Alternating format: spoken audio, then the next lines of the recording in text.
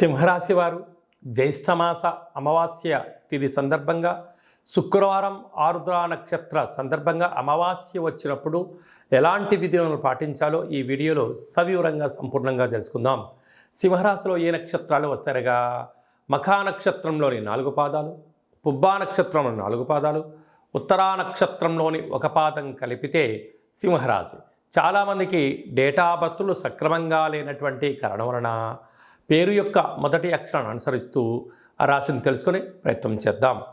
మా, మీ, ము, మే, మో, టా, టీ, టు, టే అక్షరాల వారందరూ కూడా సింహరాశి జాతకులే.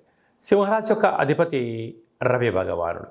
వీరికి ధనావాకు కుటుంబ స్థానంలో కేతు సంచారం చేయడం వలన వీరు చేస్తున్న ప్రతి విషయంలో ఏం జరగబోతుందో మీరు ముందే అంచనా వేయగలరు. కనుక ఎత్తటి వ్యక్తులు ధర్మంగా మాట్లాడుతున్నారా, అధర్మంగా మాట్లాడుతున్నారా, వారి సొంత లాభం కోసం మాట్లాడుతున్నారా, సమాజ శ్రేయస్సు గురించి మాట్లాడుతున్నారో అంచనా వేయడంలో సింహరాశి జాతకులు ముందు వరుసలో ఉంటారని చెప్పి గమనించాలి.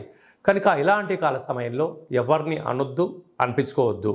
దానివలన మీకు రాబోయే కాలంలో సభల యందు, సమావేశాల యందు అద్భుతమైనటువంటి మీకు సన్మానం జరగబోతుంది అని చెప్పి గమనించాలి. సప్తమ స్థానంలో శని భగవానుడు సుక్షేత్రకారకుడు అవ్వడం వలన ప్రేమికుల మధ్య, భార్యాభర్తల మధ్య, నూతన వృత్తి ఉద్యోగ వ్యాపారస్తులతో కొత్త పరిచయాలు కలిగినప్పుడు వీలైనంత వరకు మీ లిమిట్స్లో మీరు ఉండే ప్రయత్నం చేయండి. బార్డర్ని క్రాస్ చేయొద్దు. మితిమీరిన వేగం పనికిరాదు అని చెప్పి గమనించాలి. అష్టమంలో రాహు సంచార స్థితి ఉండడం వలన ఏదైనా ఒక చిన్న సమస్య ఉన్నప్పుడు దాన్ని పెద్దగా భూతద్దులో పెట్టి చూసి ఆలోచించి బాధపడేదానికన్నా ఎక్కడి విషయాలు అక్కడే వినండి, అక్కడ మర్చిపోండి. వాటిని పదే గుర్తు చేసుకోవడం వలన నరాల బలహీనత, బ్రెయిన్ స్ట్రోక్ లాంటి వ్యాధులు, వాహన ప్రమాదాలు పొంచి ఉన్నాయి. కనుక మీ జన్మ నక్షత్రం రోజున అమావాస్య అష్టమి తిథి యందున దూర, వాయు, జల ప్రయాణాలు పెట్టుకోవద్దు. అలాగనే భాగ్యస్థానంలో కుజ భగవానుడు సంచారం చేయడం వలన భార్యాభర్తల మధ్య సయోధ్య చాలా అవసరం. రాజ్యస్థానంలో గురు సంచార స్థితి ఉండడం వలన యోగదాయకమైనటువంటి కాలము.